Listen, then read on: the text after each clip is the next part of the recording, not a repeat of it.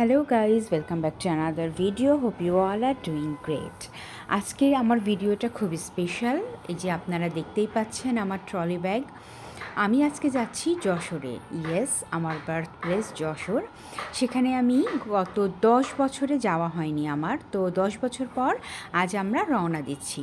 তো লিফটে আমি আর আম্মু ছিলাম, যথারীতি আমরা রেডি হয়ে গেছি। আর আমার ভাই আগে থেকেই বাইরে ছিল, ও উবার আনতে গিয়েছিল। তো আমরা উবার কল করা হয়েছে, এখন আমরা রওনা দিচ্ছি। এটা আমাদের বাসার নিচে কার পার্কিং এরিয়া। তো আমরা এখন বের হচ্ছি আর আমার ভাইয়ের জন্য ওয়েট করছি। যে বলতে বলতেই আমার ভাই চলে এসেছে গাড়ি নিয়ে। তো আমরা এখন কমলাপুর রেল স্টেশনের উদ্দেশ্যে রওনা দিব। এখানে আমার ভাইকে দেখতে পাচ্ছেন। আমরা লাগেজগুলো গাড়িতে নিয়ে নিলাম। এরপরে আমরা বিসমিল্লাহ বলে রওনা দিয়ে দিচ্ছি। আর আমরা এবার ট্রেনে যাচ্ছি, রূপসী বাংলা ট্রেনে। তো আমাদের ট্রেন হচ্ছে সকাল 10টা 45-এ। আমরা রওনা দিয়ে দিয়েছি। অনেক দিন পর বাংলাদেশে ট্রেন জার্নি করব। বাংলাদেশে আসলে অনেক বছর ট্রেন জার্নি করা হয়নি। লাস্ট আমরা গিয়েছিলাম সিলেটে আমার ফুল ফ্যামিলির সাথে, মা বাবা ভাই বোন ছোটো ভাগ্নে সবাই মিলে গিয়েছিলাম। তখন বাবা বেঁচে ছিলেন। তো সেই মুহূর্তটা আসলেই অনেক সুন্দর ছিল। তো আমরা যখন সিলেটে গিয়েছিলাম খুব মজা করেছিলাম। তো ওটাই আমার লাস্ট ট্রেন ভ্রমণ বাংলাদেশে। এখন যেহেতু দেশে থাকি না, তো অনেক দিন পর পর আসা হয়, তো এভাবে ট্রেনে করে কোথাও যাওয়াও হয়নি। তো এবার এই জন্যই ভাবলাম যশোরে আমরা ট্রেনে করেই যাব। মনের মধ্যে একটা খুব অন্যরকম ভালো লাগা ছিল, আনন্দ ছিল যে অনেক বছর পর আম্মুকে নিয়ে ভাইকে নিয়ে যাচ্ছি। আমার বড় বোনেরও যাওয়ার কথা ছিল, বাট লাস্ট মোমেন্টে কিছু জরুরি কাজ পড়ে যায়, যার জন্য ও যেতে পারেনি। আর আমার হাজব্যান্ডও যদি আমার সাথে এখন থাকতো তো খুব ভালো হতো। তাকেও আমি একটু আমার বার্থ প্লেস যশোর দেখাতে চেয়েছিলাম। সেখানে আমার স্কুলিং, কলেজ, বেড়ে ওঠাটা তো সেখানেই। তো একটা অন্যরকম নারীর টান ফিল করি আমি যশোরের জন্য। তো এবার আমি ভেবেছিলাম যে এবার যখন দেশে আসব, আমি ঢাকা থেকে অবশ্যই যশোরে যাব। যশোরে কিছু দর্শনীয় স্থানগুলোতে আমি যাব, যেখানে আমার শৈশব, আমার বেড়ে ওঠা, আমার কলেজ লাইফ, বন্ধুবান্ধব, আড্ডা, ঘুরে বেড়ানো, যশোরের মজার মজার খাবার। তো এগুলো আমি খুব আবারও একটু চেয়েছিলাম যে আবারও যেন সেই মোমেন্টে একটু ফিরে যেতে পারি। তো বলতে বলতে আমরা কমলাপুর রেল স্টেশনেও চলে এসেছি এবং এখন আমরা প্ল্যাটফর্মেও চলে এসেছি। তো ঘুরে ঘুরে একটু দেখছিলাম এখানকার প্ল্যাটফর্মগুলো, রেল লাইন, ভালোই লাগছিল। আমার সবচেয়ে ভালো জার্নি মনে হয় যে ট্রেন জার্নিটাই। তো আমরা দেখতে পাচ্ছিলাম যে আমরা পৌঁছানোর আগেই ট্রেনটাও চলে এসেছে এবং আমরা 10টা 20-এ চলে এসেছিলাম স্টেশনে। তো তারপর আমরা এখন যাচ্ছি আমাদের বগি নাম্বারের দিকে। আমাদের বগি নাম্বার ছিল ঝ। তো সেখানেই আমরা যাচ্ছি। রূপসী বাংলা ট্রেন যথেষ্ট নিট অ্যান্ড ক্লিন ছিল ট্রেনটা। তো আমরা এই যে উঠে পড়ছি। আর এটা হলো ট্রেনদের ভেতরের অবস্থা। তো বেশ ভালো অবস্থায় ছিল, পরিষ্কার পরিচ্ছন্ন ছিল। বেশ কিছু প্যাসেঞ্জার চলে এসেছিলেন। আমরা চেয়ার কোচটাই নিয়েছিলাম। এখানে অনেক প্যাসেঞ্জার চলে এসেছেন এবং এই সুন্দর সিটগুলো আমাদের ছিল। এই মিডলের এই সিটগুলো বেশ ভালো লাগে, যেহেতু সামনে একটু স্পেস থাকে, লেগ স্পেসটাও ভালো থাকে এবং এখানে খাবার রেখে খাওয়া যায় বা হ্যান্ড পার্সগুলো সুন্দর করে রেখে দেওয়া যায়। তো এই তো ভালোই লাগছিল সিটগুলো দেখে। সিটগুলো বেশ কমফোর্টেবল ছিল। তো আমি ভাবলাম এই সুযোগে একটুখানি ভিডিও করে নিই, এখনও অনেক প্যাসেঞ্জারই আসেন নাই। তো এই সুযোগে আমি একটু ভিডিও করে নিচ্ছিলাম। আর আমাদের ট্রেনটা ছেড়ে দিয়েছে। প্রথমে তো স্লোলি যাবে। তো আমরা ঢাকার কমলাপুর রেল স্টেশনটা ছেড়ে যাচ্ছি যশোরের উদ্দেশ্যে। আমাদের গন্তব্যস্থল হচ্ছে যশোর এবং যশোর পৌঁছাতে আমাদের সময় লাগবে মাত্র 2.5 ঘন্টা। এখানে আমি দেখতে পাচ্ছেন সিঙ্গারা প্যাক করে নিয়েছিলাম, স্টেশন থেকে 2টো সিঙ্গারা প্যাক করে নিয়েছিলাম যে যাত্রাপথে একটু খাবো। আর যাত্রাপথে আমার একটু খাওয়া দাওয়া করতে ভালোই লাগে। আর বাসা থেকে আম্মু নুডলস বানিয়ে নিয়েছিলেন, যে আম্মুর যেহেতু এখন ডায়াবেটিস পেশেন্ট হয়ে গেছেন, তো একটু নুডলস বা হালকা স্ন্যাক্স তার একটু প্রয়োজন পড়ে। আর সাথে কিছু বিস্কিট ছিল, পানি ছিল। আমরা আবার ট্রেনেও একটু অর্ডার করেছিলাম ট্রেনের স্ন্যাক্স। আমার ভাইয়ের ইচ্ছা ছিল ট্রেনের স্ন্যাক্স একটু ট্রাই করবে, তো আমরা সেটাও করেছিলাম। আর এই যে আমরা জাস্ট কেবল এখন আমরা ঢাকাতেই আছি, কেবল আমাদের ট্রেনটা শুরু হয়েছে, কেবল স্টার্ট হয়েছে। তো আমরা ধীরে ধীরে এগোচ্ছিলাম আর দুই পাশের সুন্দর দৃশ্যগুলো দেখছিলাম। যেহেতু আমরা শহরের মধ্যেই আছি, তো দুপাশে শুধু বিল্ডিংই দেখা যাচ্ছিলো, এখনও প্রাকৃতিক দৃশ্য শুরু হয়নি। যে সুন্দর গাছপালা, নদী, এগুলো এখনও শুরু হয়নি। এখনও আমরা শহরের ভেতর আছি, বিল্ডিংই দেখতে পাচ্ছি। তো মনের মধ্যে একটা খুব অন্যরকম আনন্দ, ভালো লাগা ছিল যে অনেক অনেক বছর পর আমি আমার জন্মস্থান যশোরে যাচ্ছি। তো খুবই ভালো লাগা কাজ করছিল আমার মধ্যে, এবং আমি যথারীতি জানলার পাশে বসেছিলাম। আমি যে কোনো জার্নিতে উইন্ডো সিটটাই প্রেফার করি, সেটা বাস হোক, ট্রেন হোক বা প্লেন হোক, উইন্ডো সিট আমার লাগবেই লাগবে।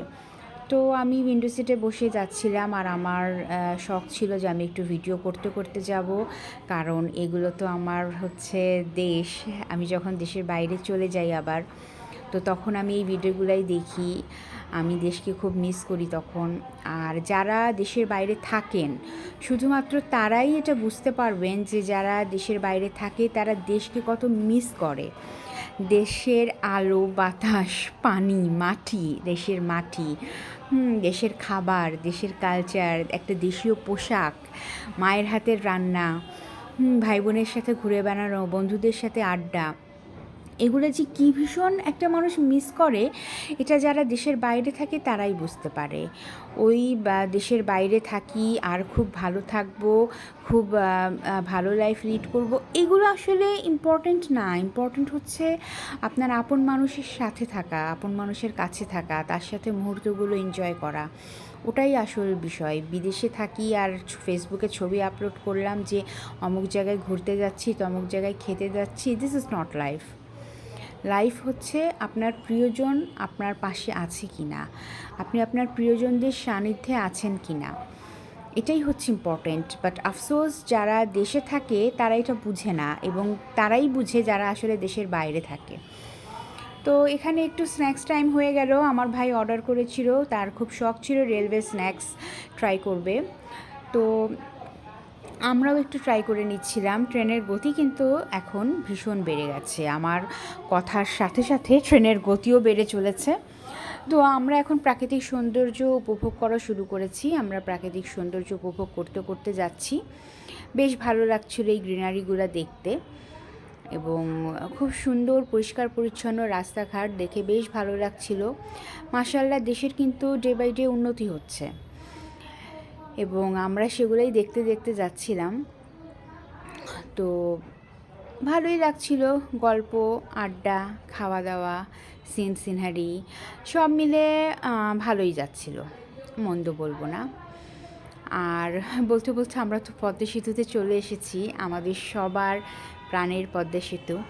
এবং এত উন্নত হয়েছে যাতায়াত ব্যবস্থা, স্পেশালি এই যশোর, খুলনা এইসব রুটে, যে পদ্মা সেতুটা আসলেই খুব দীর্ঘদিনের দাবি ছিল বাঙালির, এবং এটা হওয়াতে অনেক অনেক অনেক উপকার হয়েছে। আমরা এখন মাত্র 2.5 ঘন্টায় যশোরে পৌঁছে যেতে পারছি। মানে ক্যান ইউ ইমাজিন দ্যাট, যে এমন একটা সময় ছিল যখন এই দৌলতদিয়া পাটুরিয়া ফেরিঘাটে মানুষ ঘন্টার পর ঘন্টা অপেক্ষা করেছে, এমনও হয়েছে সারা রাত অপেক্ষা করেছে।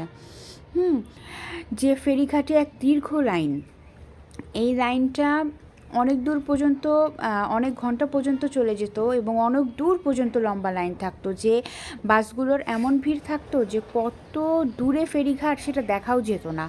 এবং ধীরে ধীরে বাসগুলা 1 বাই 1 যাচ্ছে, সারা রাত লোকজন বসে আছে।